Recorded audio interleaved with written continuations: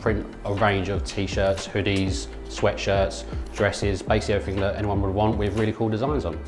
So an order comes in, we print it, pack it, ship it, usually the same day, and it's just a really easy customer journey.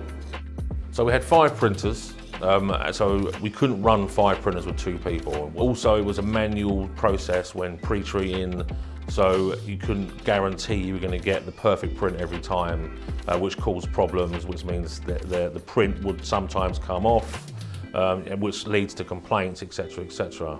We purchased the Kornit Storm HD6 Lite. It was pretty much a no-brainer, really, because we were able to print about 9 times the amount we could print in one day with our 5 previous machines. It was just a simple decision to make. It's incredibly easy. Maintenance is next to nothing. You give it a quick clean in the morning, takes 2 minutes, quick clean before you go, and it's perfect.